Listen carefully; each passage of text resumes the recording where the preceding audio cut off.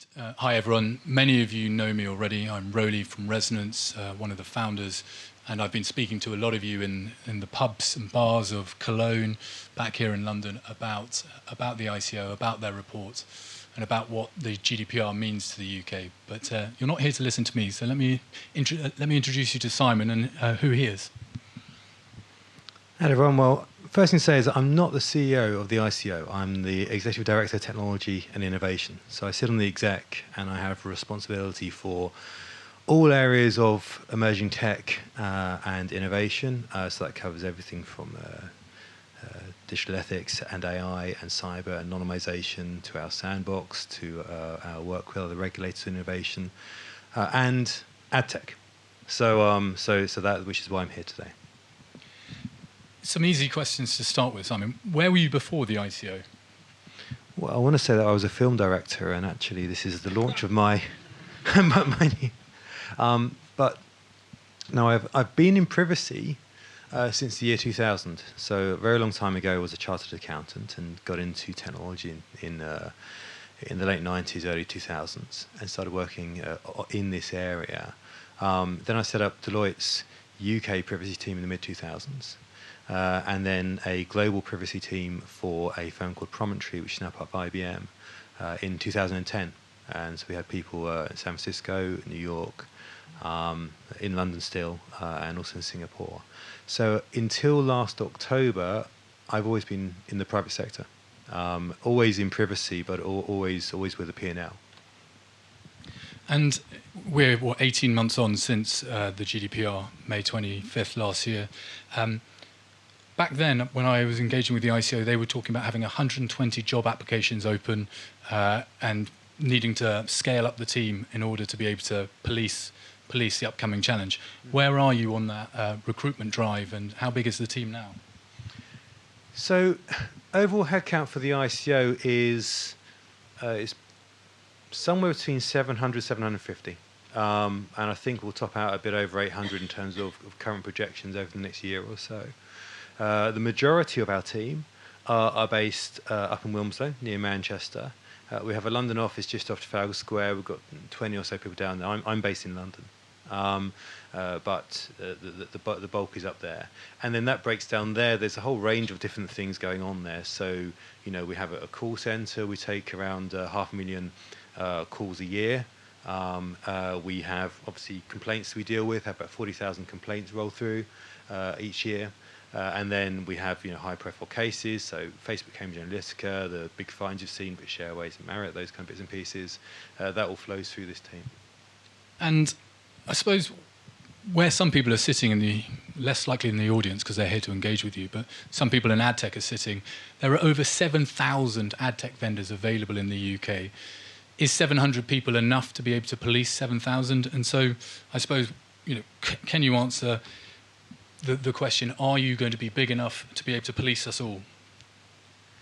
Well, let me run with this one, because I haven't actually thought of this analogy before, but do you guys remember the old joke about the two people running away from the lion? And one of them stops to put some trainers on and says, and the other guy says, you're never going to outrun a lion with trainers. He says, I don't need to outrun the lion. All I've got to do is outrun you. We're not going to go and enforce against everybody in any industry. And right now, to be crystal clear, I know we'll cover this in detail in this discussion, but right now we're not looking to enforce against anybody. But if and when we do go down that route, we have a very clear way of working out what we do around what we'd call regulatory action, which is everything from sending an information notice through to full enforcement. And that's a regulatory action policy, which was approved by Parliament, is on the website, and talks through how we do things. And we do things in a proportionate way, and we do things in a transparent way, and we have a lot of due process that we absolutely have to follow. And actually, post-GDPR, not that we were lax before GDPR, post-GDPR, where we have many more powers, it's all the more important that we follow them. So if we get to a point in the future where we're looking at enforcing against some of the issues we had in our update report around AdTech, then it wouldn't be a matter of trying to go across the whole industry.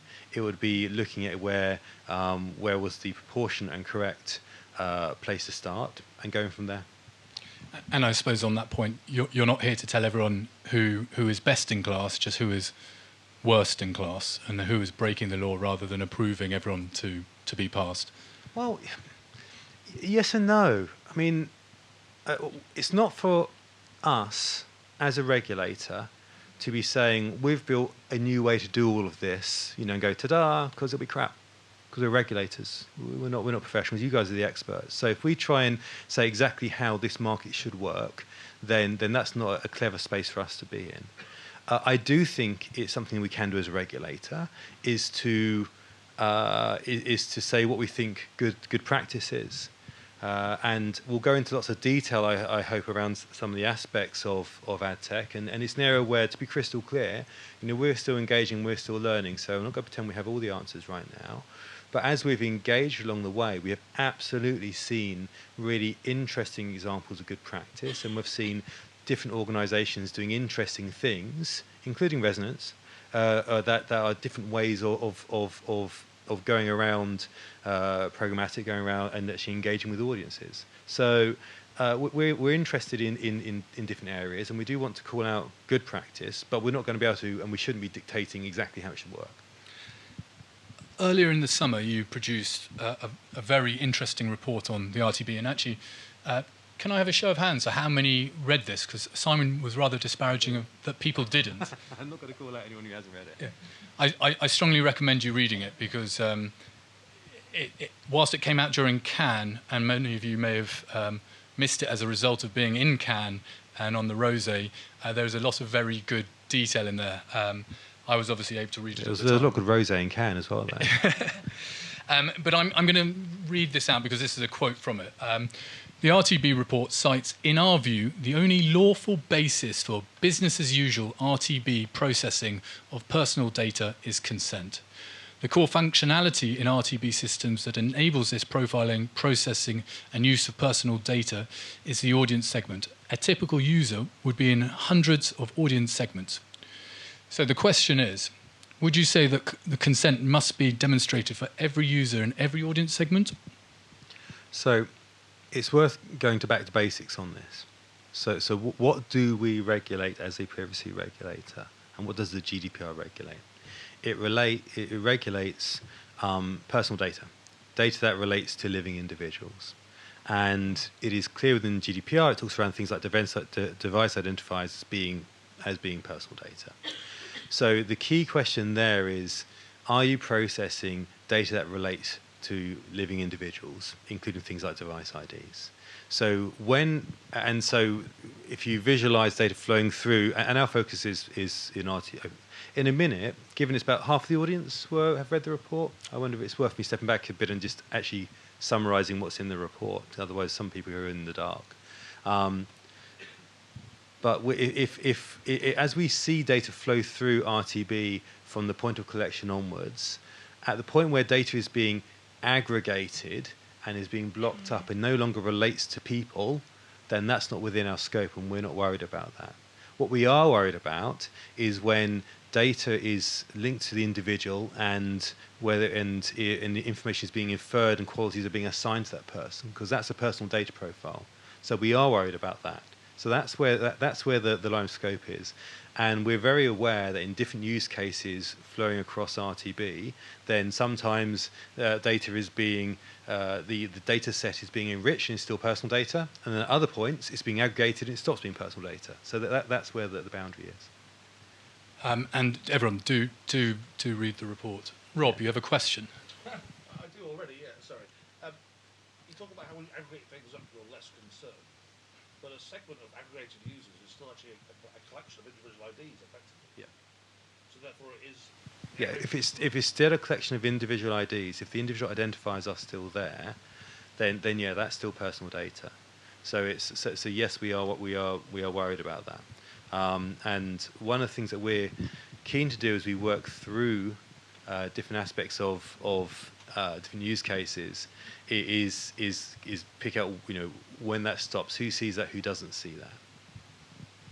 What if it's encrypted? So you've got companies like LiveRamp and they hash the details.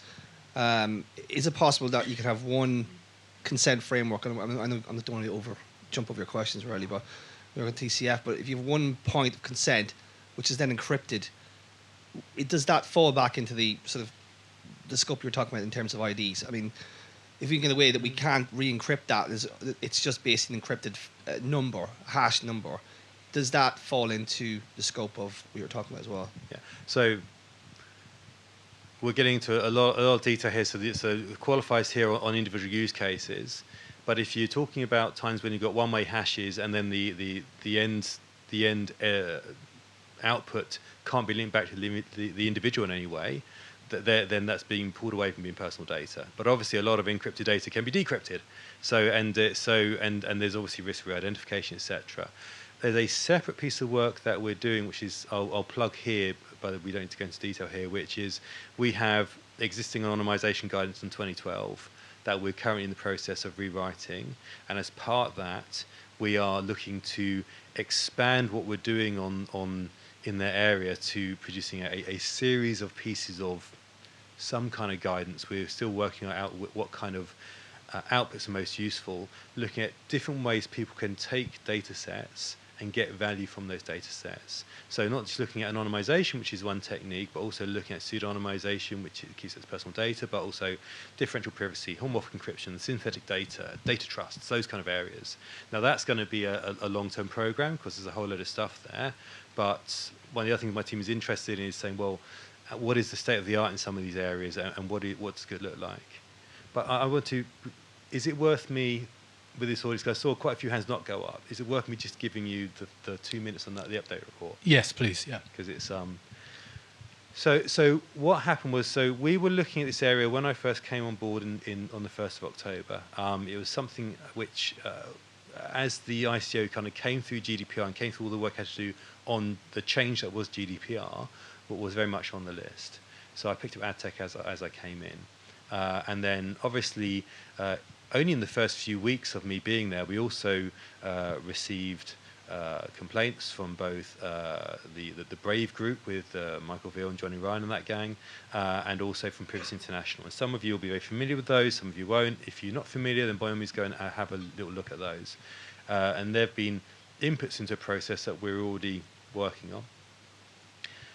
We had a lot of bilateral engagement, by which I mean we went to lots of meetings, learnt a lot, but also realised that very often we were talking to publishers or advertisers, or tech firms or smaller ad tech firms, and getting told, well, we don't like this, the way that this works. And by this, by the way, we're talking about OpenRTB here. As the update report covers, it's not because we think everything else in the world of advertising is great. We're focused on OpenRTB as an area where there's a very high volume of data, and a very high volume of personal data, high rate of processing, and characteristics we find worrying. And everyone was saying, well, we don't like this, but we've got no choice to do it, and actually it's everybody else's fault. And the publishers saying, well, the AdTech firms make us do it this way, and the AdTech firms saying the publishers insist on doing it this way because of the user experience, and the advertisers saying, well, we don't like any of this, but we've got to actually get to our markets, and bloody, bloody, blah. So it's like, okay. So we had a one-day workshop a few months ago where we tried to get as many players in the room as possible. We're going to do another one of those in November. And then after that workshop, we produced our update report. And our update report is our summary of the issues we think we have within OpenRTB. What we did there was, and I'll list some of those issues in a second, but what we said in there was that we didn't want to actually, whilst we thought there were big issues and that current practices were not compliant, we didn't want to actually go about enforcing against individual firms now. What we wanted to do was give the industry 6 months to start working on these issues, because we understood that it was complex. We understood that we didn't understand everything as well. We've been crystal clear on this, that this is a very technical area, and we're still learning, and we're still learning now. We get that there's vulnerability and there's some reliance from some parts of the ecosystem, in particular with many publishers. And if we suddenly just turned off the tap, then that could actually lead some people in trouble. And also there are other complexities around this. So, we get that there's issues around competition. We get that, that if we sat there and took actions which might make sense purely from a GDPR point of view, it might also affect issues from a competition point of view. And we're working very closely with the CMA on their market study. If you're not aware of that, you should go and read that as well. Apologies to expand your reading list. But the CMA's market study, which is looking at digital platforms, it is a good counterpoint to the kind of work that we're doing. We're working very closely with them. The meeting I'm running off to at 11:30 is about that. And so one last thing, I'll just do a list of questions, then your question, list of points. In the report, we covered a lot of different areas. We highlighted that we had issues around processing special categories of data, which is categories of data like race and sexuality and the like, and how the fields that we saw within OpenRTB authorized buyers included special categories of data. Under the GDPR and under the 95 directive before it, you need explicit consent if you're processing special categories of data. We were concerned around the onward transfer of data. It feels like lots of people in this ecosystem rely on boilerplate contracts and have no idea who they're sharing the data with, and so it pings around everywhere. You know, that doesn't happen in other industries. In other industries, if you're going to actually share personal data with somebody else, then you form a view as to whether the right people to share personal data with. So that's just the norm. So how does that work? And we also have other issues we were concerned about within that report, covering things such as legitimate interests, how consent is obtained for normal categories of data, those kind of areas. So go to the update report for the detail there, but that was the kind of things we said. So we're looking now to keep engagement with everybody between now and Christmas, effectively, and see where we get to in terms of industry movement. We are focusing a lot of our energies on engaging with two parties where we see pinch points. One is with the IAB, so IAB Europe and IAB UK, because of TCF and via IAB Tech Lab, OpenRTB as a schema as well, and also with Google because of authorized buyers. So we're like, okay, can we get movement through working with these groups? At the same time, we're still trying to engage with the industry more widely to make sure we learn and see what's going on out there. So it's not as if it's exclusive to those two, but that's where we're focusing our efforts. So discussions like this are very helpful because we're still looking to get views on that. So I've gone on a bit there, but does that give you the sweep? And you know, just a follow-on point to that, Simon may not appreciate me saying this, but Simon has been very open in engaging with the market. And so actually, as I said earlier, there are 7,000 of us. If you want to engage, reaching out to Simon is a very good way of doing it. They are very responsive. And on the CMA report, they reached out to several players in the market ahead of their review. If they didn't speak to you and you want to get involved, they are very hungry to hear from people, so you can proactively respond to that as well. And to Simon's point, I strongly recommend you take a look, because for independent AdTech, it is a hugely important piece of work being done there. Although, Rolly, I should say that in this phase, we're not doing much bilateral engagement anymore. We did do that, but with this phase, simply because we're now getting on to real nuts and bolts, we're having to kind of be careful as to where we focus these. So if somebody thinks they've got, they've done a whole load of analysis, they've got a killer point or the like, then by all means get in touch, absolutely. But please don't be offended if it's part of a queue. And if you're part of these different trade groups out there, and there are a lot of trade groups out there, then they're who we're trying to go through. So the best thing to do is channel your channel through the trade groups. And your diary is full till November. Yes. Well, it is basically, yeah. So it's going towards the end of November now. So. Really, a question. So, Amir Malik, thanks, Simon. I want to ask about penalties. Mm-hmm. So you talked about the period, the sort of halo period, and then also the phases term that you're using. Just in terms of scenario planning, and if you could be unequivocal, I don't know if it's possible. If it's possible, when you've got a brand whose data is being used by an agency and it's being posted on AdTech, and the consumer is not consented or it's not verified, where are you going to levy the penalty as you begin to introduce the penalties in that scenario? So I'm going to be very equivocal because I have to be. And I have to be for a couple of different reasons. So there's a due process reason and there's a we don't know reason. Okay. So due process reason first. If we go down, saying this to some people upstairs earlier, right now we're trying to be really flexible and engage with the industry through what is a effective and informal process. There's nothing in the GDPR or that says you can do this 6 months thing and see what happens. And we've got stick from various people out there for doing that. And, so there's plenty of people, including all the people who are complaining to us, saying, well, can't you go and hit people with a big stick now? And so we think it's more complicated than that. But it does mean that right now we're in a flexible phase. If we then go, okay, we're getting to a stage where we don't think that the industry is going to evolve and address the issues that we're worried about, and we have to then go and effectively look at regulatory action options, that becomes a very formal process, and we have to narrow in on the GDPR and data controllers and say, in this instance, is there a breach? What is the proportionate action, etc., etc. And that, quite rightly, is a very formal process, and it has to be because, because when we take these actions, often we get challenged in the courts, and or through the appeal process, I should say first, because there's different layers of appeal, and so we have to zero in on that. So that's the first thing: is in terms of what action we took, and then what views we formed at the end of that. We have to just deal with that on a case-by-case basis. Okay. But there was the two-part. Yeah, go on. So then there's also the we don't know point, which I think is really interesting. We are concerned about this industry because of the nature and the scale of the processing that goes on. I think it is a really interesting question, and I won't pretend we have all the answers on this, on how do you compare it to some of the other things we're looking at. How do you compare this to a data breach where thousands of credit card details are lost, or millions of credit card details are lost?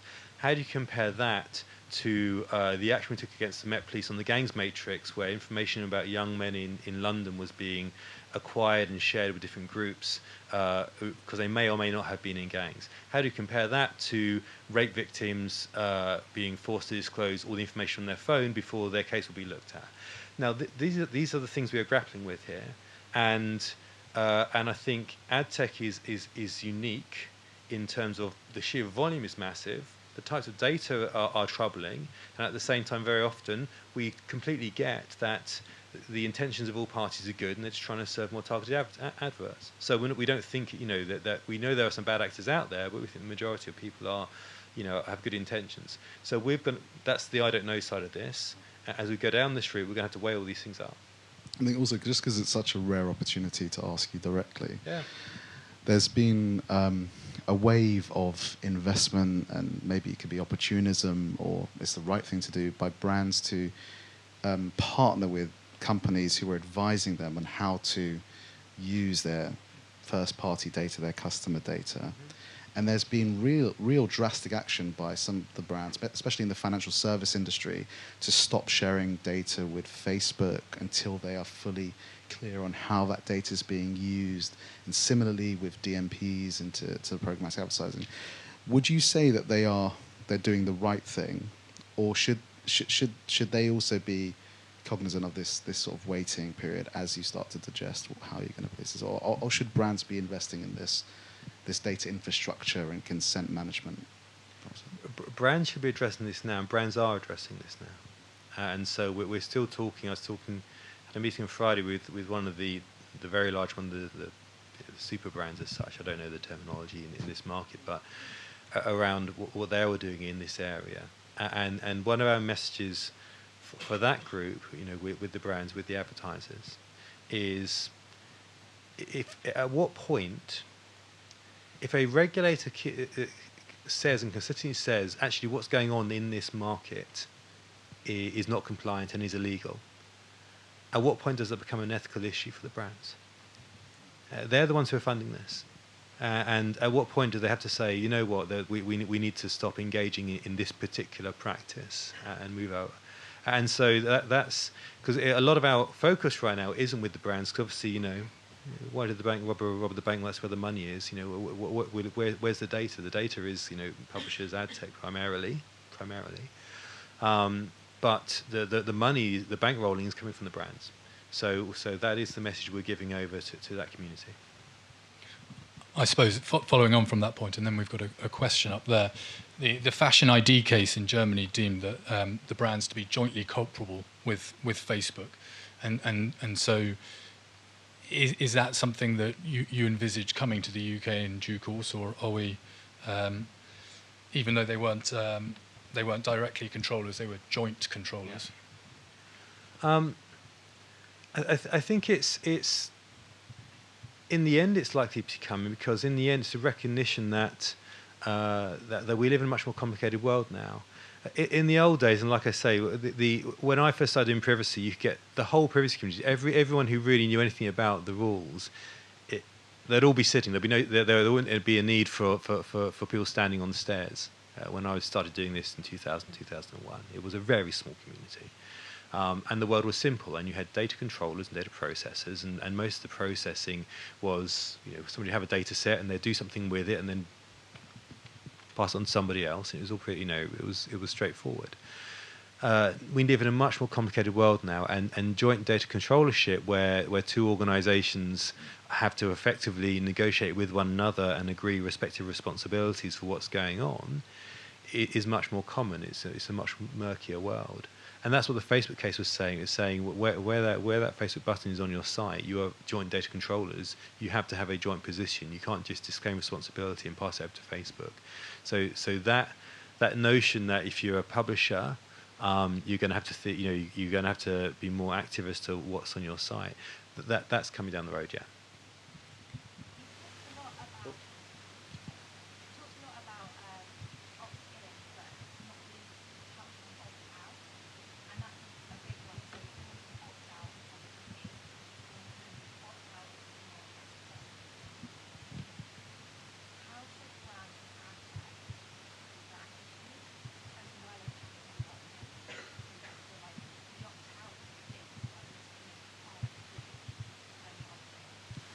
So if you couldn't hear, the question was around opt-in and opt-out, and what we have about between the two.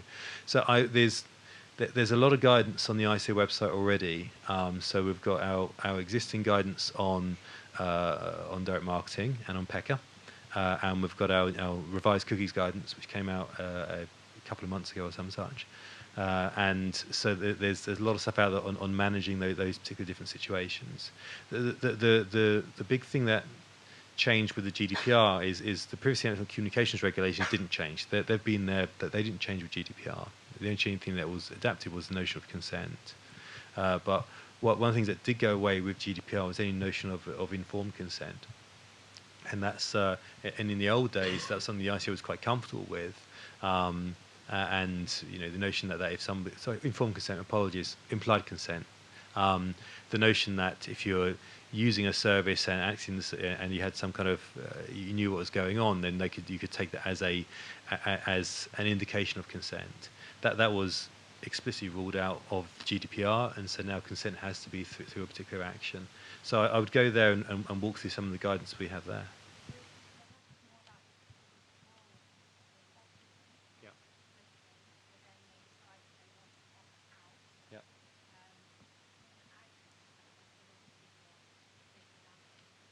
Yeah.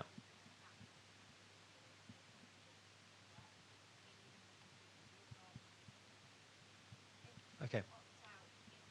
Got it.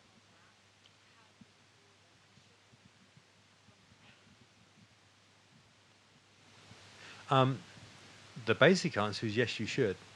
So the way consent works under the GDPR, and the GDPR is explicit on this, but really it's common sense, is you should be able to withdraw consent as easily as you gave consent, and then that should be passed along the ecosystem.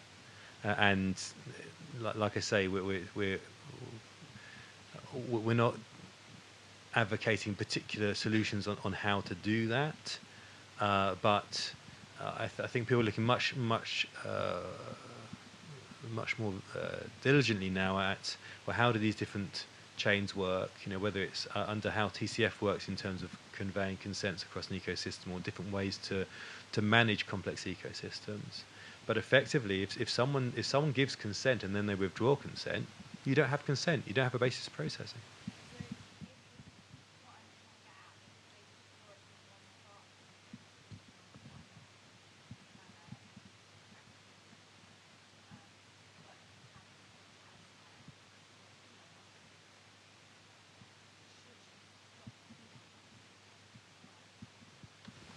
Okay, if we're going to get into this level of detail, the best thing is just to email the ICO and just talk to one of our people around particular use cases. But we get it. It's hard when you get conflicting messages. But it is very context specific. So the question there will really depend on, okay, if you've got consent for one thing that's been withdrawn, but it's for that activity, and over here you've got a different consent, then you form a view that those things are separate. Fine. If you get somebody coming on board and saying, well, I withdraw my consent to all marketing, then then you can't be clever about it and say, oh well, they didn't, but we've got something over here.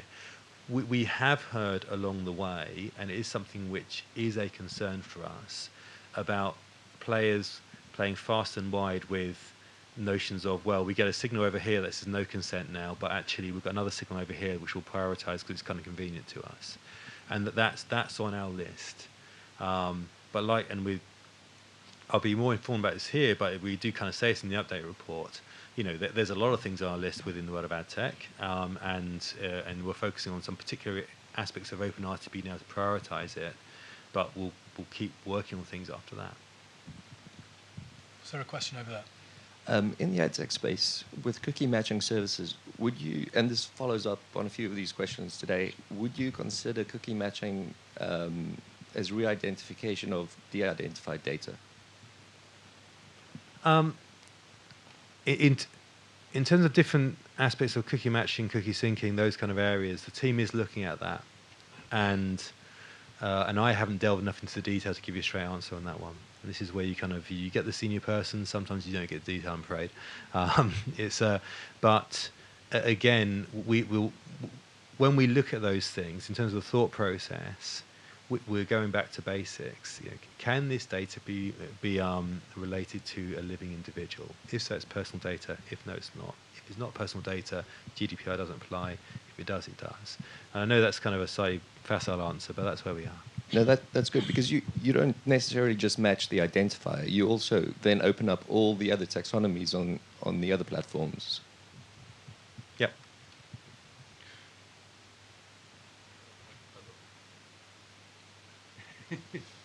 Hey, yes. I'd love to go into more details on cookie matching, but I'm going to switch gears. Don't tempt me. One of the provision of the GDPR, and my words are probably misused, but is that if you refuse to give consent, it shouldn't prevent you to accessing the service, right? Which in the media world has been interpreted by some, especially on the publisher side, as a negation of the advertising supported business model, right? And can you elaborate on this? Is this your reading as well, that basically whether the user gives consent or not, it shouldn't be prevented to accessing the content that is given away for free because it's ad supported? So how does that play around with the media business model, really? So I'm going to direct you to our cookies policy that walks through where we got to with cookie walls, because that gives it a good chunk of detail there. And so it's and I've got to say, actually, it's one of the areas I've struggled with most, because that's what the GDPR says. And so in terms of pure play cookie walls, as we said in the cookies guidance, we talk about what's not acceptable, and and at the same time, this is an area where I think it's hard. It's very easy to think that regulators think that every aspect of the regulation is correct all the time. I did not say the case. These are the laws, yeah, and they're laws for everybody, and they're laws for you and laws for me, and we then interpret them and apply them in the best way possible. I think the cookie wall thing is one of those really sharp areas where it is hard, and so we talk about where we have the line in the cookies guidance, and that covers it well.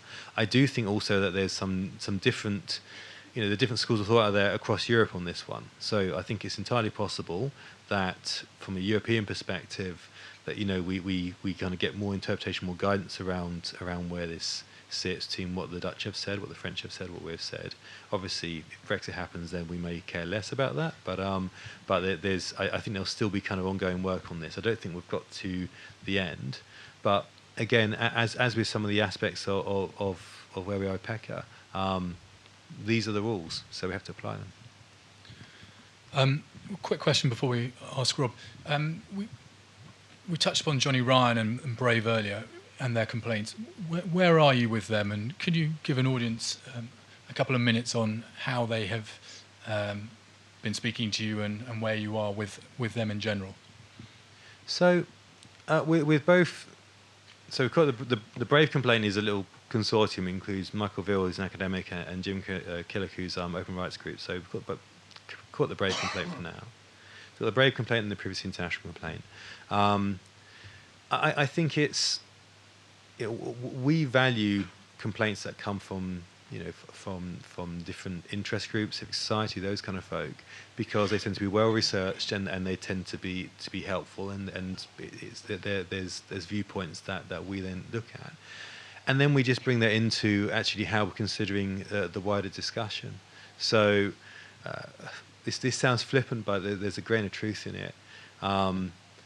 Last week at ATS, one of my team, and they said, "Don't worry, not in a kind of a particularly sinister way, but after the event, they got told that they were a communist by somebody for trying to interfere with the pure market that is AdTech." And the flip side is, I have Johnny Ryan tweeting saying that we're not going fast enough.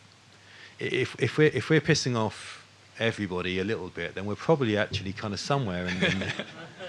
So we have positive, cordial relationships with the Brave complaint people, with Privacy International, genuinely, and we've met them a couple of times, and they've Brave in particular shared more material with us, which they obviously published, and that's useful, and we pull it in the same way as we wrote to a range of players a couple of months ago and asked for more information around how AdTech works. Some of you are like in the room, and thank you for your help. And we got information from that, and we're working very closely with IAB and Google, and they're giving us information. So these are all sources that we're bringing on board, and at the same time, we're not, they're just inputs into where we're going.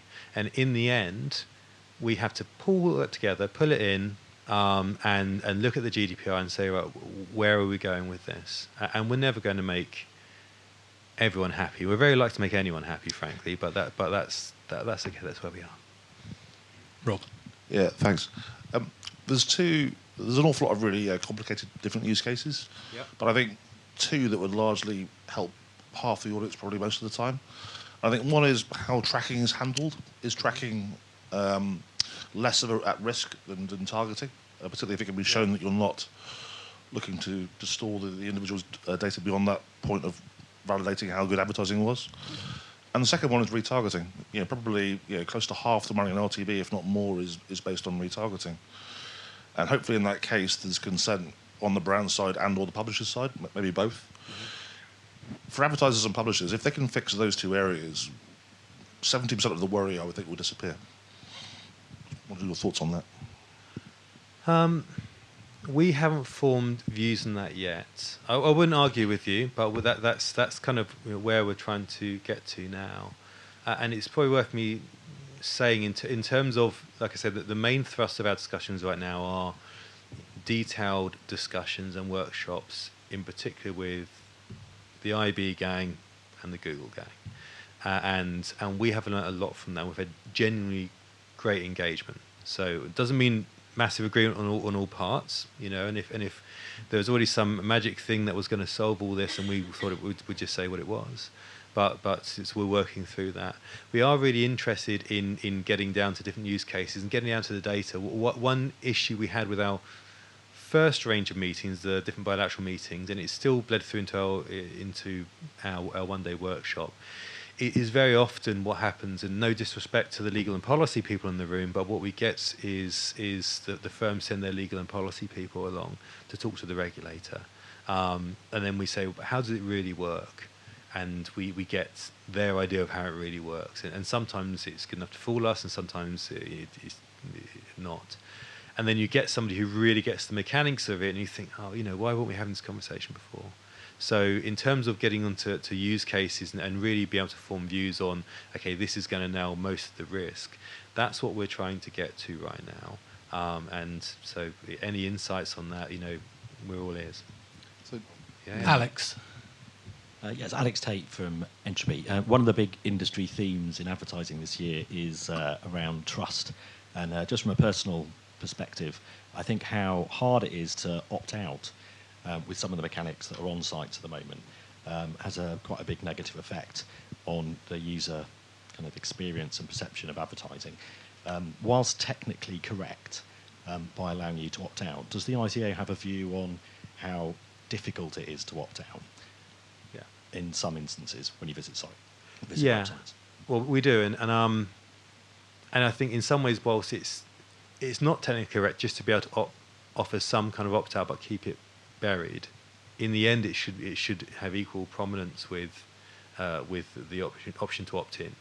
And so we are looking at design and it really doesn't, does it? In most instances, it's No, always it's- none. I think really. I can't. think of many.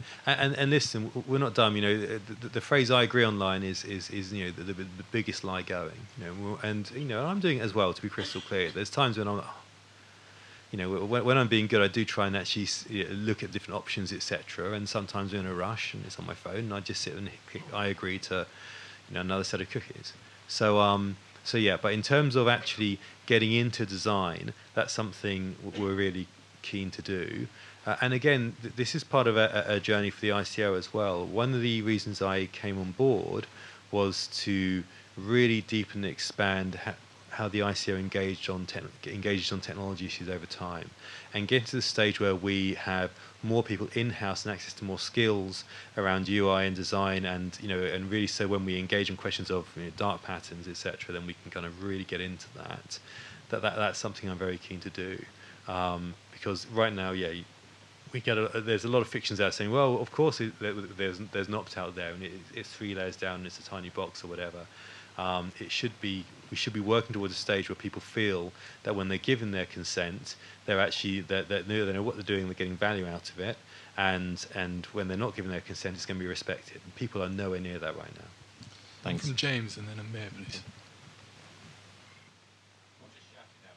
Go. So if I go to ico.org.uk, I see a best practice implementation for revised cookie guidance. Well, the first thing I see is several paragraphs of text explaining how cookies are being used. Yeah. Can you tell us now that you've been running that for, I think, several months, how many people are opting in versus opting out in your... I have absolutely no idea, and I try and keep away from the internal compliance pieces just because we've got a divide and conquer among the exec. So it's a great question, and we'll answer that question along the way. If we haven't answered already, then I know at points we've said we're happy to share that kind of information. So there's no secrets there. And I've got to say, hands up, you know, with the ICO website, when we actually, you know, we took time to move to that new position, yeah. So you know, for a while we weren't at that position, and I think we're still working on making that better. So we're not pretending that any of this is easy or that we're perfect.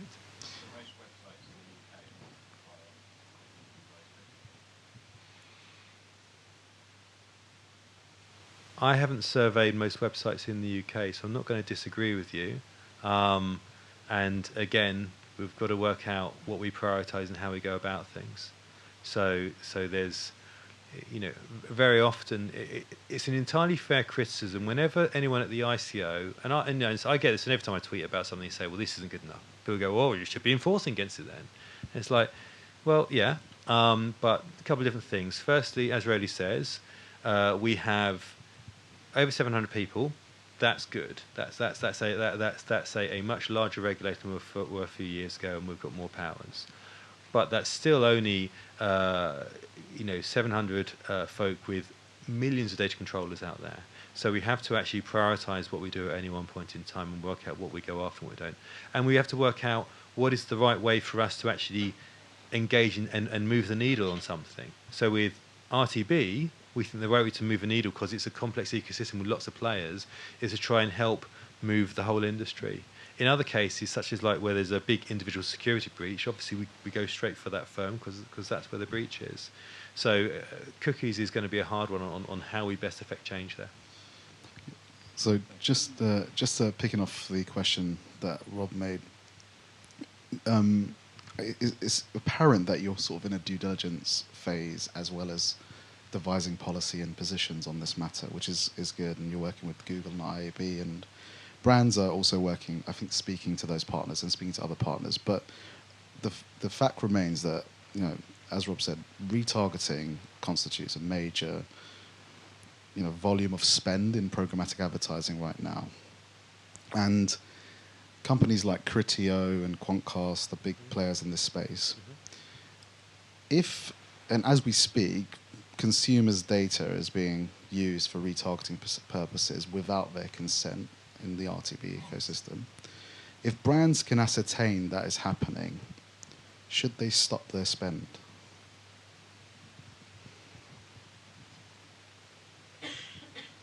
It's not for me to tell brands what to do. I think it's interesting to ask brands whether they, how they work in different markets and how they work in areas where they, comply with the law. And flipping it around, just picking a brand at random here, to be crystal clear, but if Primark get caught out selling a £5 T-shirt that's actually made by a 6-year-old in a sweatshop in Indonesia, then then they suffer brand damage, and they try and address that, and that's not that complicated. And don't get me wrong, I'm not saying there right now anyone in this. Well, maybe you do have some 6-year-olds in Indonesia doing your work for you, but I doubt it. Maybe some 20-somethings in the Philippines doing your coding, but that's a different matter entirely. But in the end, the brands have to form a view on that.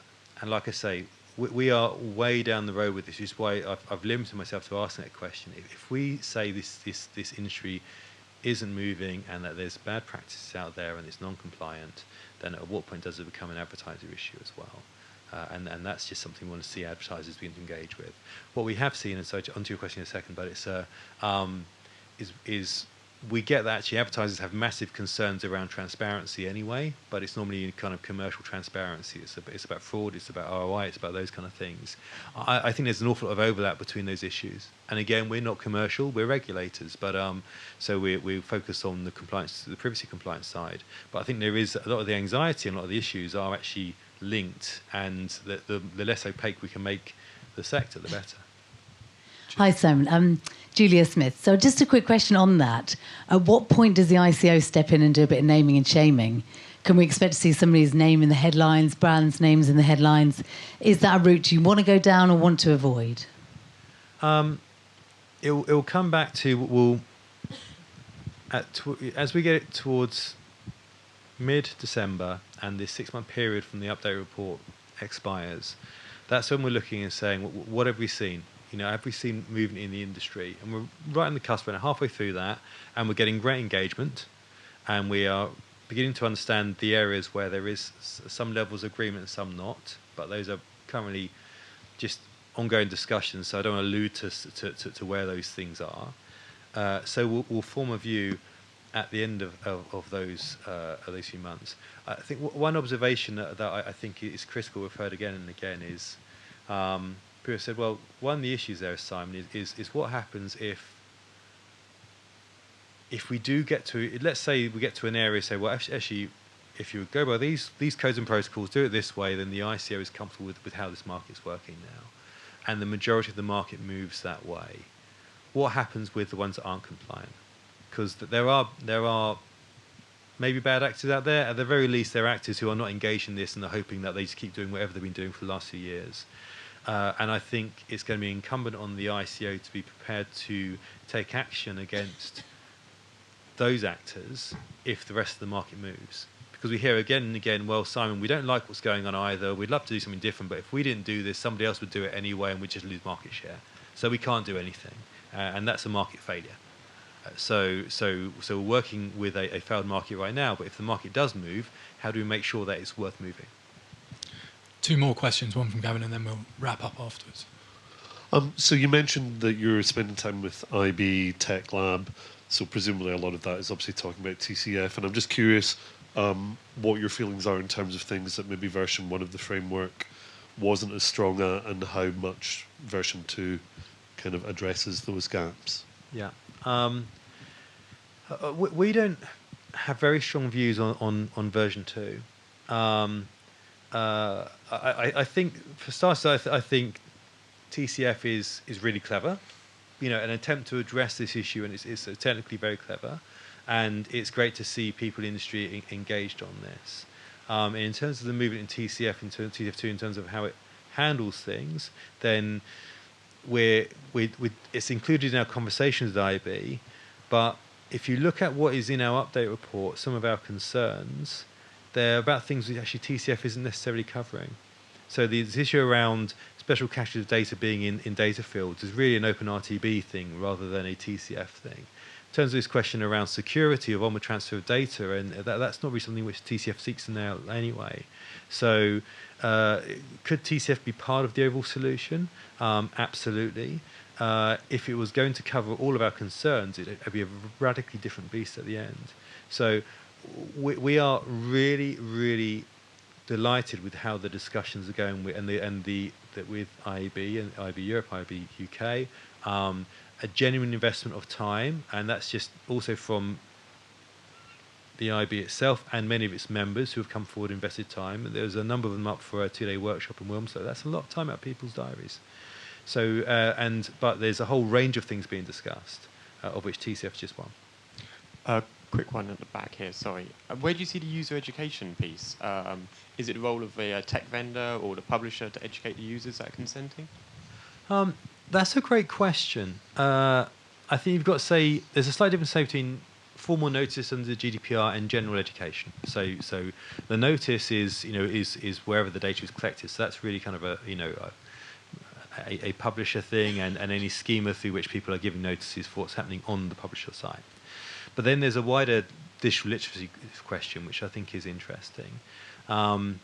We did some research, a Harris poll before the one-day event we had, where we spoke to people about how OpenRTB worked. And we said, "Are you okay? Do you like free stuff?" "Yes, we like free stuff." "Do you mind if free stuff is funded by advertising?" Generally, people are okay with that.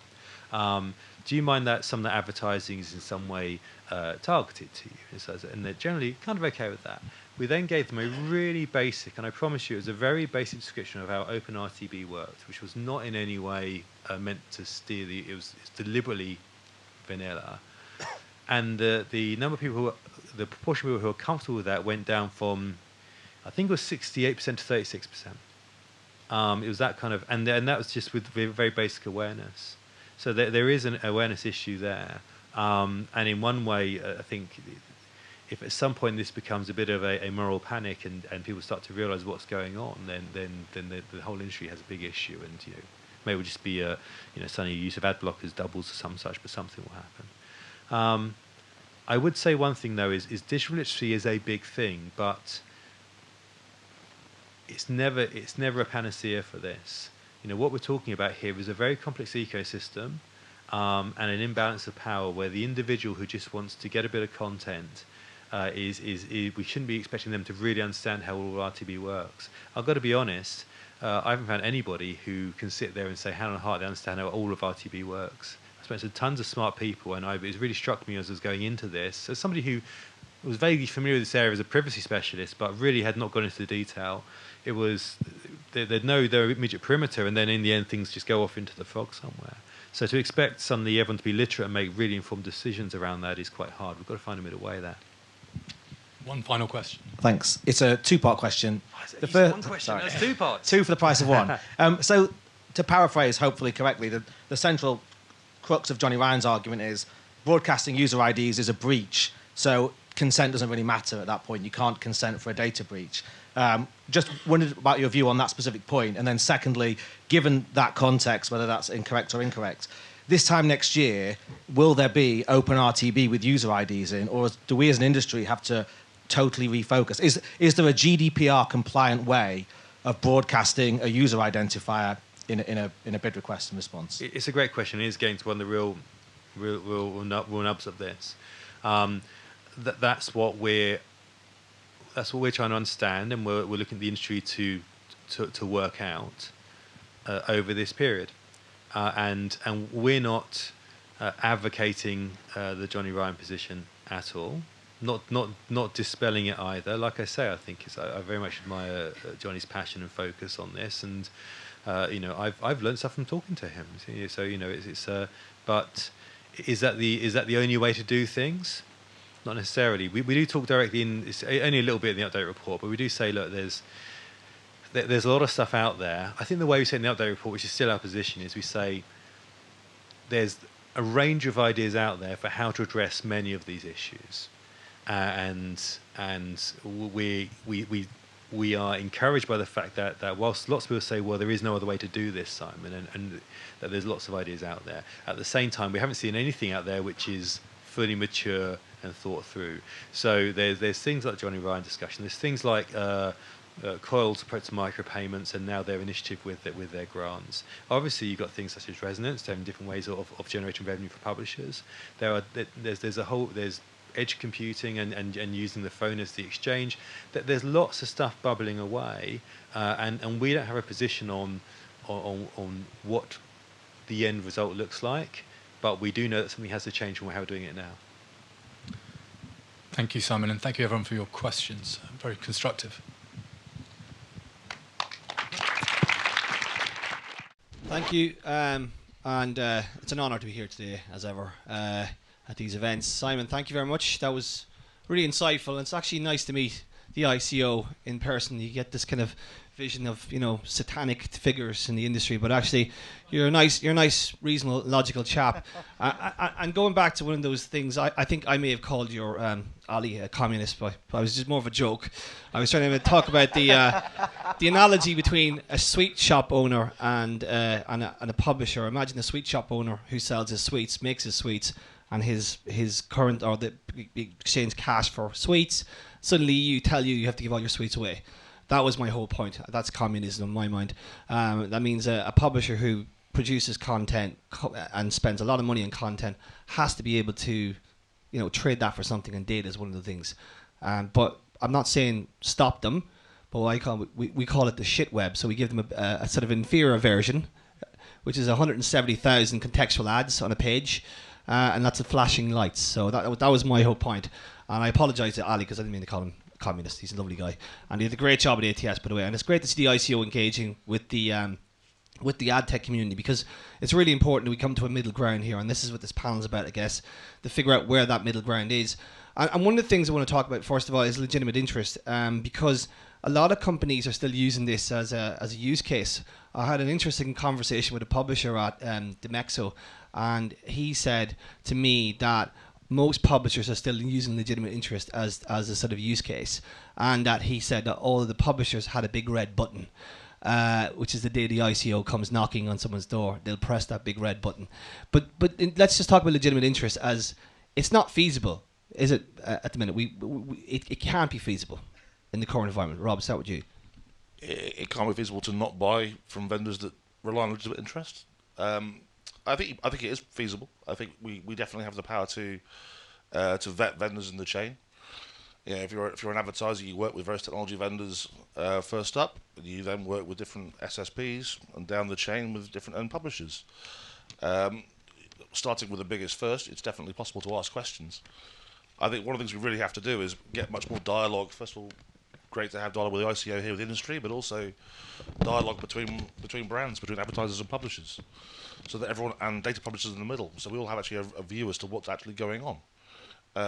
As has been said, we can't blindly carry on here. So if you follow the 80-20 rule, why not ask your biggest publishers what you're doing, your biggest data providers what you're doing, and how that works? Amir, legitimate interest is out the window. Yeah, I mean, now we have Simon here. I know. It's great, isn't it? Legitimate interest is a vague area, right? So it seems like a loophole at the moment. However, I think what is clear is that the methods for buying media, when it's programmatic, and the way that data is currently traded, everyone is clear that that is not consented at the moment. So how do you, or rather that is not compliant at the moment. How do we then start to factor legitimate interest into that framework? It's a difficult one. I think that's a much more relaxed conversation though than the idea of consent and not consented. I do think that it's a misuse of the term legitimate interest if you're using it for retargeting purposes and you're fundamentally doing that without the consumer's awareness. And I feel that that's clear. I don't know if Simon can clarify whether if somebody is retargeting a consumer because they went to a website but they have not given their consent and they're using legitimate interest, is that compliant? Well, our position in the update report is pretty clear on this. Can everyone hear me? Yeah. Okay. Which is, we are skeptical about the use of legitimate interests across the board. Right. One of the big things that did change So when I was a privacy consultant pre-GDPR, we used to advise lots of our clients to use legitimate interests all the time because it was a pragmatic and a relatively easy way of justifying your processing. GDPR puts in much higher bars for LI, for legitimate interests, and we look at the way these different behaviours in AdTech work, and when we look at how LI is being used and the tests you have to pass to actually justify using legitimate interests, and we don't see that balance working. So we're keen, and we know that is in this scenario which we're getting lots of engagement in the industry saying, well, but LI is really important. So what we've said, and this is an area that we're discussing with the IB right now, for instance, is okay, give us the use cases. Give us the use cases where you think it's in your legitimate interest to do this processing, and you think it passes the tests that within the GDPR. Tell us, justify it to us, because what we see right now is a need to use consent for the cookies, because those are the rules, and then you always have that consent, so you let that consent follow through for the mainstream open RTB. So what are the use cases for LI? Yeah, I think that's I agree. So I think that in terms of legitimate interests, sort of transposing that onto the AdTech space with retargeting is a difficult position to Well, take. what about the things that annoy me most about this is that someone says that analytics is sort of moved into this. I would argue that analytics, like Google Analytics, which is used by millions and millions of sites to track the people coming to the site, bounce rates, things that improve your site, is actually fundamental to the success and the user experience of the site. Yeah. So does that fall into it feels there's a few grey areas here, and that's the problem I have right now. Well, I think, once you get past the obsequious legal and tech language of data privacy, there is an issue that as an individual, we do not know how our data is being used. Right? So companies are using our data as individuals for modeling, for retargeting, for advertising, and profiting from it, and we are not aware of that, and we don't know how that is happening. And if there's I'm not going to invoke a mission statement, but why are we here? What's the initial rationale behind these data privacy controls and measures? It's that the individual needs to get, at least I believe, it's the individual needs to get better control and understanding of how their data is being used, and be in a position to make the decision around how their data is used, right? So yes, it might impact in the short term the way that we've built a whole AdTech layer, and the analytics layer I'm a bit more, tolerant with, and I think we should be careful in terms of impacting that. But from an AdTech layer, we need to rethink our AdTech infrastructure. Yeah, I mean, there's AdTech players that are just going to simply have to rebuild. It's exciting, though. Yeah, it is exciting. It's an exciting time. It's especially exciting for publishers because they've got, as long as they do it correctly and get the explicit consent, which we're a big advocate of. Just to quickly go back to the legitimate interest part that we were talking about earlier, is that the DMA actually did evoke, recital 47 with regards to legitimate interest, and that's something we could have done as an industry too, but we didn't and haven't, and the bodies that do represent us didn't. So here we are. So we evoke, yes, definitely the consent route. You can do way more with the data that's actually in front of you than people currently are. You can put it all into one platform. You can actually look at the article level that people are reading. You can profile pages. That's totally allowed. It's moving it away from sort of profiling the consumer. And you can do some really, really clever work there. We know one publisher that's using like 1,000 segments, and none of those audience segments are using any customer data whatsoever. None. It's all using page data. Yeah, but okay, fundamentals here, right? The things that split us up from GAFA, well, Facebook, Google, Amazon. The fundamentals of what marketers want, right? Particularly DR marketers, right? Frequency capping, retargeting, as Rob said, measurement and attribution. These are fundamentals of the DR space, right? This is like a multi-billion-dollar business, right? In Europe, right? Publishers depend on this revenue. It's such a huge part of the revenue. Okay, they can get by on IOs, but IOs are not going to pay the bills, right? They need to be programmatic is such an integral part of this. So, the contextual piece is interesting, and what you say is true, if you want about, but the fundamentals need to be addressed. Yeah, I mean, if you know, in terms of the fundamentals, if I contact a brand right now, and I say they've got a CRM on me, and I say, you've got my home address, what do you do with that? And they say, well, we send you a direct mail, once a quarter, with some vouchers in it. I say, you've got my email address, what do you do with my email address? We sent you a monthly newsletter and new product releases to your email. They can tell me what they're doing with my email address, they can tell me what they're doing with my home address. I say, well, what do you do with my digital data? What do you do with my ID or my cookie on my... They have no idea what is happening, and they can't tell me. And to be honest with you, Google are going to be the first people to get there that will be able to tell consumers what is happening with their data. And the AdTech industry, which Google are part of, is going to need to catch up with that. And that, to me, is a fundamental issue that we have. No one can tell us from a brand or what is happening with our data. They can tell me what's happening with my physical data. From a virtual perspective, they can't, and they need to be able to do that. They need to be able to tell me what is happening, how am I being targeted, what segments I fit in, and that's a problem. Sorry, just to ask on that, can't some brands do that now? I think some brands that have a good consent platform linked to a good CDP or DMP, they can say what segments you're in, and that's been pushed to their own buying layer, perhaps. So yeah, maybe I was being too black and white. I think the lens is getting better, so they're getting there to a degree, but they're nowhere close enough in terms of, you just need to open up your cache folder and look at all these cookie IDs on your machine. They're not stopped, they're still being dropped. So something's going on, and it's been funded by advertising, and there's no ethical or technical framework in there yet, which is demystified what's happening at the moment. And this push is good. It's pushing people to react. I don't know if, I'm hearing ID plays, unified ID plays, etc. They all seem right now to be focused still on profiting the advertiser at a cookie level. None of them are addressing this issue. Maybe they are, and I've failed in exposure.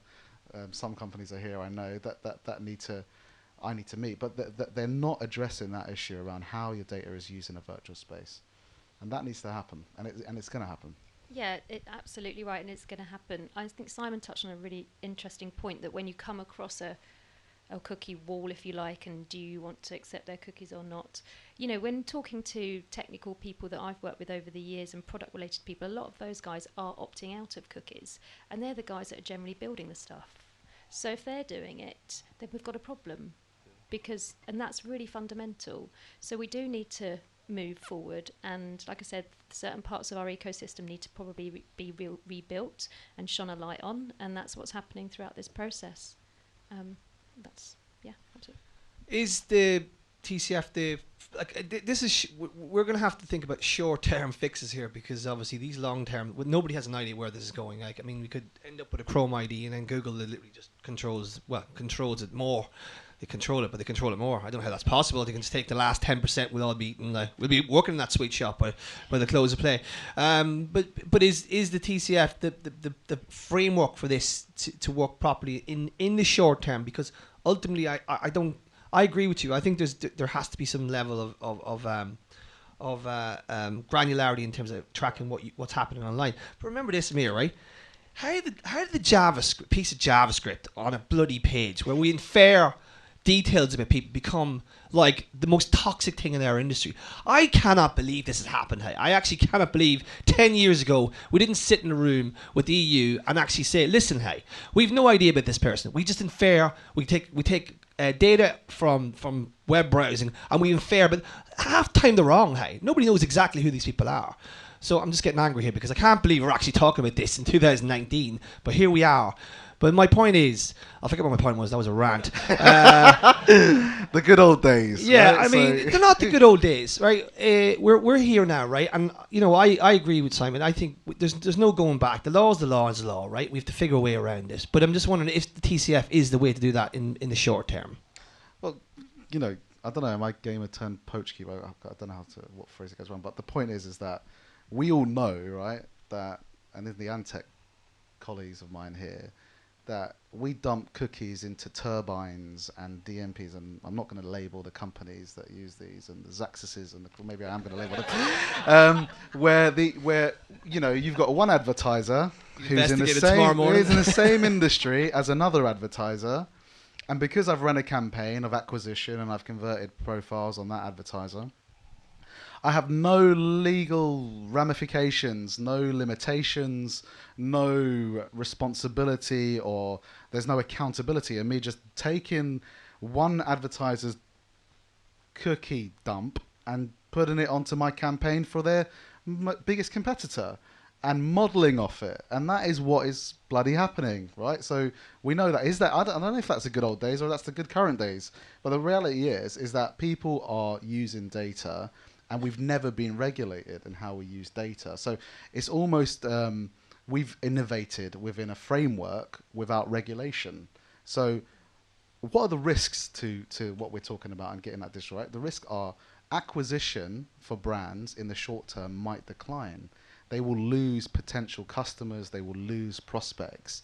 But the mid to long term effects are better, because if you can model with consent and you can build data sophistication with consent and with consumer awareness, that has got to be the ethical pathway for us as a society, as a progressive industry, right? So we will lose innovation right now, and we will lose acquisition from money, numbers, from revenue. Brands will lose revenue from these changes.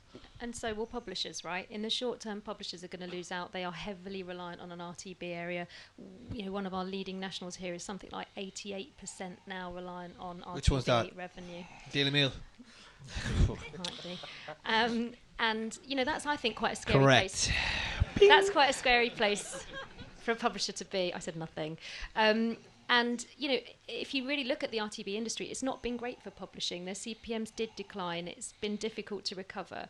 You know, as a business, we are more focused on the sort of where the audience can actually have an impact, which is more in the programmatic guaranteed or the IO space. And maybe we see a kind of like pulling back towards that where the publisher does have more control.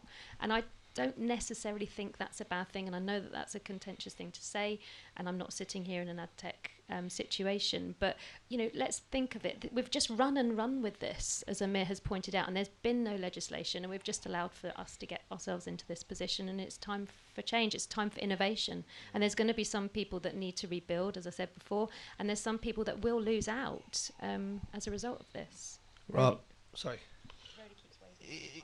My quick question is going to be, is this not a great opportunity for publishers? Because absolutely. The amount of time someone drops a cookie on a Guardian reader and then buys them a lot cheaper somewhere else, at last people will have to buy the audiences on those sites.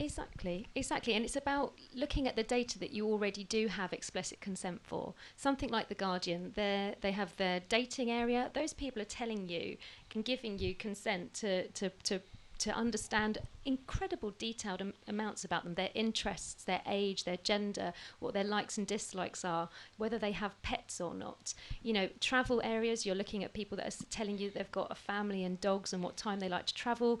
CV and job data is really interesting. You look at a CV, there is like 300 different data points on that CV. An article has about 400 data points if you look at every word and what can be done with that. So it's actually looking at the data that you do have and what you do already actually have explicit consent for, firm it up, get more, and move forward in that vein. Rob? Yeah, if I may, I think we're focusing too much on... first of all, we need to gain consent for everything that we're doing with personal developable data. But we don't need that to run advertising. And I think this obsession with one-to-one advertising is where actually most of this industry falls down. You think about it, because of a combination of GDPR leading to Apple's ITP, you've got great publishers with great users on brand new iPhone XS on on Safari, and most of us aren't targeting them because we haven't got a cookie. And yet, I'm sorry, but if you're on a great site on an iPhone XS on Safari, you are probably going to be a great audience for many, many advertisers. And we've got so far obsessed with our... How do you measure it, though? So, look, how do you measure this? You can target them, actually. Well, so there are ways of measuring it, right? So how?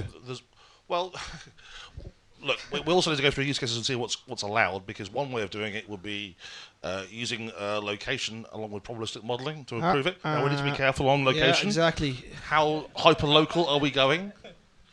But my point is, Rob, that's a valid argument, right? I'm an advertiser. I don't give a shit about the Guardian or anything else. I just want users and customers, right? Yeah. And the ultimate, if I have £1 million, I'm sorry to say this now, I will spend on Facebook and Google because I know what my return is, right? A first-party environment where I can measure and target and granular target, right? And optimize. I am so sorry to say this to publishers, but that is the reality you're sitting in right now. Is we're talking about the meltdown of a multi-billion-dollar business, right? And if you're praying that contextual advertising is going to save your business, you are out of your mind right now, because advertisers don't give a crap. They care about outcomes, and that's what you're pushing, and all the agencies pushing outcomes, right? And look at programmatic TVs coming down the line, right? That's logged in, first party environment. We're talking about, we need to figure out a way. Look, contextual does not fly here. Sorry. Disagree. So, first of all, I think if you think that Google and Facebook are immune to this challenge, and I mean, Simon would say to that, but that's wrong. Plenty of people haven't opted into what Google and Facebook are doing. So there's a huge number of users out there who haven't opted in, who are still great people to advertise to in a different way. So people have to broaden their horizons. Now, I also think that publishers have to probably have a look at alternative to RTB. There has been doubt raised as to how reliable cookie-based RTB is going to be, or any ID-based RTB. So what we have to do is look for an alternative. I would love to see a publisher audience network that's available that looks at things that Rezonence talk about: great viewability, great environments, dwell time, and use those environments to really maybe push a different agenda. Maybe it's more about the branding dollars, because there are different types of outcomes. Not everything has to be down to a sale that happened off a click 10 minutes ago. Well, I think if you follow the advertising economy, as over the last few years, it's moved from print and radio, etc. If we hold TV for a second, which is growing year on year, but is stagnating in terms of its actual growth calendar year targets, money is moved into Google and Facebook as two major DR mechanisms, direct response mechanisms, that drive acquisition for businesses, and they can't get enough of it, because if you just crank that, you're going to get conversions. And there's a whole Shopify dropshipping industry of small, medium enterprises that use these platforms as well, that have become millionaires overnight. Now, in terms of context, there is context that matters, but at the moment, it's not at scale. And I agree a bit with Kieran, how we're going to scale contexts at sales in a digital environment for the publishers. The actual hook is a data hook. So if you can work with platforms that can give you a clean data or audience angle like Rezonence, etc., then publishers need to embrace that more than, I think, trying to just go and sell direct business, direct IOs to media agencies and to advertisers, because, white van drivers read X publication and you want to reach them all, you can come to my site. They also read Deal Meal and, babaganoush.com. Is that a good site? I haven't been there before. Yeah, you teach you how to make falafels and but people confuse data with one-to-one data. I think we forget actually what advertising is. Advertising is reaching a broad audience. There will always be some wastage. The dream of one-to-one targeting is that you remove all that wastage. But actually, if the price is right and the environment is right, there's nothing wrong with a little bit of wastage to get the right environments. If we're following the users, if publishers are providing, which they are, great audiences on with great environments for advertising, there must be a way for us doing it without being obsessed with, frankly, not using their data correctly and mistargeting. No doubt, some people will not opt in. What are we going to do? Not run advertising to them? That's crazy. Well, dynamic creative... And that applies to Google and Facebook as much as anybody else. Dynamic creative... I mean, look, okay, in fairness, I think there are brands like Coca-Cola and McDonald's who wrap themselves around Christmas and the World Cup and the Olympics, and they don't really want to sort of limit the audiences that they reach. They want to be associated at a social consciousness level with these events as the drink of choice, as the food of choice, etc. And that's not going to change, and that's going to stay the same. And beer brands around, the NFL and the Super Bowl, that's not going to change. But, addressable advertising is here to stay, and it's only going to evolve. There is another angle where brands want to build a dialogue with a consumer, and that will be created via hopefully via the ad tech industry, although de Mexico has made me a bit pessimistic. But that will be created by the ad tech industry, and we just need to move quicker in terms of how we adjust the platforms and the data controls that we have so that we can accelerate that sort of dialogue between an advertiser and a consumer. And what do you do with those that haven't opted in? So I think that you can't be so desperate 130 to say, well, no, you contextual can't ads. say there's no. You're basically creating an environment where if someone doesn't want to be advertised to, I'm sorry, you're going to need to get advertised to. So unless you create conditions like you cannot access this content unless you opt in, well, people have the right to say, I don't opt in. And we shouldn't be like, what's the word, squabbling over ways to find a way to show them ads. They don't want to see ads. No, they said they didn't want to opt in for their data. They didn't say they didn't want to see ads. That's So a very then- different thing. Okay, so if they don't want to opt in for their data, they'll be eligible for prospect marketing, right? But that, again, at scale, at high CPMs, at Simon's high had value, enough. is He's different. off. Thank He's you, off to Simon. make a call about Saxes there. Thank you, Amir. Kieran, You dirty planted dauber. that. No, he planted that. You tout. You know what to do to Northern Ireland? I Leave mean, them we will ditches. hire all those guys. They're the smartest guys in the industry. The reality is prospecting at scale again is people are looking for cheaper methods to prospect. They're not looking for more expensive means to prospect at the end of the day. Okay, now that Simon's out of the room, how do we fix this? Quick, quick. Let's talk about solutions here. Is the TCF like? I just wanted to be adult in front of Simon. Now that he's gone, we can be we can talk among ourselves. AdTech. So what's the solution then? Is the TCF the solution in the meantime? Obviously, we have to find a long-term solution, but just a quick fix, because obviously what we don't want to do is just see all that money run into GAFA, because that'd be disaster. Not only for publishers but for the industry as a whole. AdTech, independent AdTech, will never recover from it. So is the TCF the solution in the meantime, Rob? I think it's part of it, but actually, no, I don't think so. I think the solution is actually looking at other ways of using data. I think publishers need to speak more directly with brands. One of the things that's really hurt publishers is the long tail.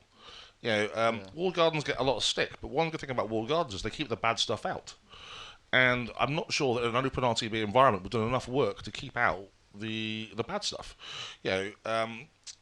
So actually, I really believe it's much more about opening up the dialogue between leading advertisers and leading publishers, and trying to understand how they can look to hit their target audiences. Yeah. I think logged in, the authenticated web that you spoke about before is definitely a part of it. I think the TCF is part of it, but I also think that for those that want advertising but don't want to consent, there's also ways of running a different model. Yeah, exactly. And there was also ways to get that advertiser first-party data CRM really directly into publisher domains, have it not touch, have it be completely privacy policy compliant, both sides, one directional data, do some retargeting, but within a domain that you already know to be trusted from a publisher partner that you really want to reach. That's going on, left, right and centre, and we'll see more of that, I think. Do you think that the single sign-on is a strong part of this? Because obviously in Germany and in Portugal they've been pushing this pretty aggressively. In Germany there's about like 10 different sort of single sign-on solutions, but there's one that kind of is growing. It's the email guys. I can't remember, GFX or anyway. But is that? I was purporting that. Because obviously you were saying about Safari, it's a bit of a dead zone. I said, okay, it's an advertisement, but in terms of programmatic or to be enabled stuff, it's a bit of a dead zone, right? Well, it shouldn't be, because so many retailers actually have so many of their acquisitions happening from Safari users. There are ways of targeting those people and measuring it. You just have to be a bit more creative. But let's talk about reality. ECPMs are down for most publishers on Safari. Right? That's actually reality. Because the ECPMs are down, there's an opportunity for advertisers. So that means that smart advertisers can get gold. Right, well that's great, but in the meantime, ECPMs are down. So should publishers be forcing logins on Safari? If that traffic is to your point, okay, there's an opportunity for, but should they be forcing logins on Safari? There are platforms that can help them target Safari users and Mozilla users, and they are readily available and do work, and then you can increase your CPMs in that market. I think one of the biggest areas where publishers can combine and be stronger together is to have more alliances. We've got the Ozone project, there's the Ad Alliance in Germany, and these guys, once you're all on the same sort of privacy policy, etc., then you are stronger together, and that's when you can really make an impact. the publishers are, if they're not relying on aggregated RTB revenue to pay their staff, they're relying on annual trading agreements at the moment with media agencies. Okay, and so that is being executed more and more through programmatic pipes. That's a different panel. But the point is that the RTB space, I think you've got not enough investment at the moment in AdTech, because there's one point about having somebody that comes with the right idea, so philosophically about single sign-on, and there's another about it being actually good, so the quality of the technology can stand up. I think one of the other catalysts for this data privacy is that it's one of these players are going to stumble and they're going to have a data leakage. You're going to see that. I think that's going to happen, and that's where all these the current technology options that advertisers and publishers face are mostly inadequate, right? So there needs to be a rapid improvement around the quality of ad tech engineering, and we need to be able to hire people and train people that can distinguish between good ad tech and bad ad tech, and that's something that will evolve. I think that the philosophy of a single sign-on is good, but the publishers aren't ready for that. You put a single sign-on on, right? Consumers and audiences are coming there for instant gratification. The second you say you need to log in and register and give me your details, your unique users are going to drop off. Your Xaxis deal is screwed at that point. Okay, but you've just gone from 100 million to 20 million, but now you've got a pocket of first-party data that you didn't have before. That's so let's be honest here, right? If you think the authentic web, the authenticated web, should I say, the logged-in web, this ECPM is going to rise because you have a one-to-one relation with that. The anonymous web is going to be, the gold diggers, as Rob would say, and obviously the anonymous web, right? Because there will be some shit with the gold, Rob, when you go, with your little plate in the river with the mercury. There's a lot of shit in there, a couple of nuggets for sure, but a lot more shit. There'll be a bit of wastage, yeah. I mean, honestly, I don't think there'll be that much, because if you think about, if people are on good sites, if people are measured to some degree about location in good parts of the country at good times, and equally if we filter out fraud, and fraud's a huge part of that, there's not going to be that much bad stuff, right? Because premium publishers, if you use those controls, do not have that much bad stuff.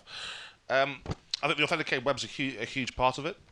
I think one of the lessons from Facebook is to make it really, really easy to upload your opted-in email lists. And it's really funny that if you're a small advertiser with 100,000 email addresses, right, which you have confidence that you have opted in on, it's 10-minute job to get that live on Facebook. Whereas try getting that live on our major publishers. It's much harder. And I think that disparity is one of the things that we need to fix. But then you need an ID. I was going to say there's services. Well, but then if you log in, then you have that exactly. ID, and if you log in, that comes with consent. But that goes back to the argument we're talking about. We need an ID for the industry. We need to be able to do the same things Facebook and Google can do. But that ID is the email address, and that comes with with consent. That's it. It's finding that persistent ID, and an email address is a perfect example of that. Okay, so I mean, what should we like? It's got I don't know if you were. Most of you were at ATS, but. I'll just basically one more question already because he's pointing his watch here. He must want to go to the toilet. So I don't know if you were at ATS, but Ali Shah, who's also at the ICO base, he was very good in the panel. He was excellent with Rachel, and but he said at the end very, very ominously that after 6 months we're coming for you, like literally on stage. And I was going, oh shit. So what are we going to do here? Like, what can we do? There's probably a lot of people in publishers and ad tech saying, what do we do here? Like, because I don't want to be the first to fall, because obviously, as I say, you're outrunning the other guy from the lion. So how do you not be that guy that's chewed up by the lion? Well, I think what you've got to do is just analyse what you're doing. You need to have a look at your providers and see what their policy is. And most advertisers should have a few relationships with various different people. What is your policy? Analyse your top publishers. Have a consent platform in place. And I think, as has been said on the report, there's still an awful lot of use cases in grey areas. So if you cover off what has been called out and ask the question and try and minimise that, I think you'll be a lot faster down the line. Fiona, you got? Yeah, exactly the same points. Innovation, and I think it was quite clear from Simon this morning, as long as you can prove that you are making steps towards being compliant in all areas that you can be compliant in, and that you certainly know the data exchange and the threads and the workflow of your data and how you're managing that, then you're on the way. Nobody actually asked what the process was, which I would have been interesting. Is it a phone call going, get your shit together, we're coming for you, or is it a straight up guys come to the office and start taking like hard drives and stuff, ICO jackets? It'd probably be a phone call and then an email on the back of the appropriate person, and it's a reality. So you've got a situation where, I think, and it's good for us, everyone needs to do their due diligence on this right now. So it's not just publishers, right? Let's not just have a publisher focus. It's brands. And I was really pushing Simon on that because I wanted him to answer whether brands need to stop investing in this space at the moment. And I felt like he kept answering with with a yes around an ethical responsibility. And maybe when that 6 months is over, it's going to be a monetary penalty, right, on those brands. So I think ultimately you need to do your due diligence around how you're collecting, hosting, and using your consumers' data, whether it's an audience and a publisher or a brand. You need to do that due diligence. And you need to also not believe everything everyone's saying to you from the ad tech industry, because as you can see, no one really's got the answers. Nobody has any answers. Right, so you're about to invest £1 million into a tech platform because it's going to protect all of your data and blah, blah, blah, blah, blah. You need to be very careful about that right now. All right, I think we need to wrap up. The other question I'm going to ask this question, but one of the things I did want to ask was the forensics. I want to know how they prove this, because that's going to be really interesting. How are they actually going to prove this? I mean, none of us know what's going on in the black box half the time anyway, so it's going to be very interesting. Someone how in they prove here that's I doubt it. Not even Brian O'Kelly or Boris knows what's going on. Thank you very much. A round of applause for the panel, please. Thank you.